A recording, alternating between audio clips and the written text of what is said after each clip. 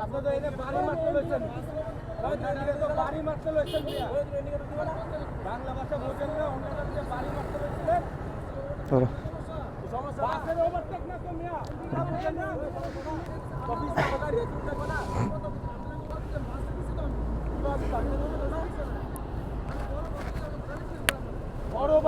এ ভাইয়া এ বড় ভাই এ ভাই আপনার ফল্ট আছে, আপনি ইন্ডিকেটর দেন না, এটা স্বীকার করতে হবে আপনাকে। আপনি ইন্ডিকেটর দেন, আমি পিছনে ছিলাম ভাই। আচ্ছা যাক ভাইয়া ভাইয়া এ বড় ভাই থাক বাদ দেন, আপনি ইন্ডিকেটর প্রপারলি মেনটেন করেন ভাই, বাদ দেন থাক থাক চলেন। আচ্ছা ভাইয়া বাদ দেন, হয়েছে হয়েছে ভাই।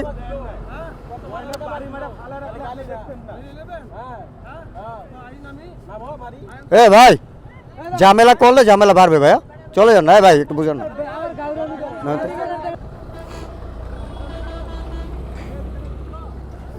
ভাই আপনি চলে যান ভাই, চলে আপনি ইন্ডিকেটর দিন ভাইয়া, ফল্ট আপনার ছিল, হয়েছে বাদ দেন থাক।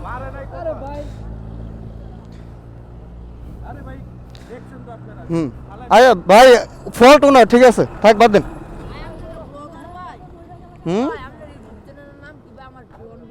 এই যে তোমার নিব, তুমি সাবস্ক্রাইব করো। হ্যাঁ নেক্সট এগেন, চ্যানেলের নাম হচ্ছে নেক্সট এগেন, তুমি সাবস্ক্রাইব করো। হ্যাঁ এই যে দেখো এখানে লেখা আছে, লেখা বুঝো না? আচ্ছা ঠিক আছে, হ্যাঁ হ্যাঁ এই যে ভিডিও নিচ্ছি, মানে তুমি বলো সবাই সাবস্ক্রাইব করতে বলো। চ্যানেলটাকে সাবস্ক্রাইব করে দিন আপনারা। ঠিক আছে, থ্যাংক ইউ, ওকে যাও।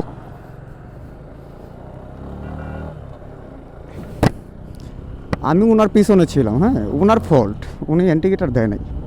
আর বাইকার ভাইটা একটা গালি দিছিল আইসা, এটার জন্য উনি বলতেছে একজন আরেকজনকে বলতেছে মারবে, নামতে বলতেছে।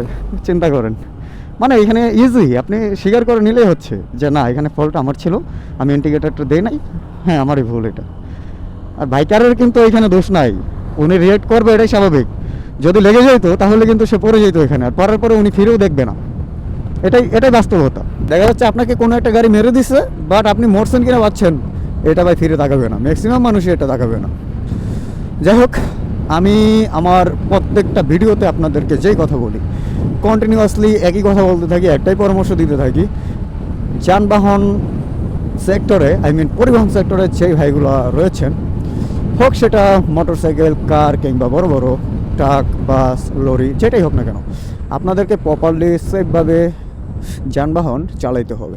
ট্রাফিক রুলসগুলো ভালো করে মেনটেন করতে হবে, মানতে হবে ভাই। আসলেই ট্রাফিক রুলসের বিকল্প কিচ্ছু নাই দুর্ঘটনা এড়াইতে। দেখেন উনি যদি এখানে প্রপারলি ইন্ডিকেটর মেনটেন করতো, সিগন্যালটা মেনটেন করতো, ওনার সাথে এই ঝগড়াটাও হয় না, ঝামেলাটাও হয় না, গালিও শুনতে হয় না, বা কোনো একটা অঘটন ঘটার সম্ভাবনাও থাকে না।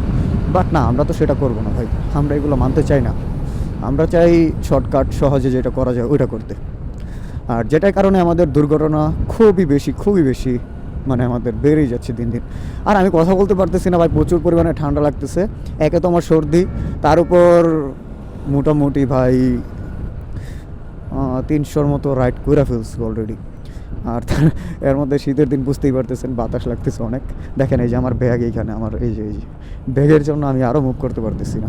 তো যাই হোক এভরিওয়ান, যারা পরিবহন সেক্টরে জড়িত রয়েছেন, ট্রাই করবেন সবসময় নিজে সেফ থাকার, অন্যকে সেফ রাখার, কারণ আপনার একটু ভুলের জন্য অন্য কাউকে খেসারত দিতে হতে পারে।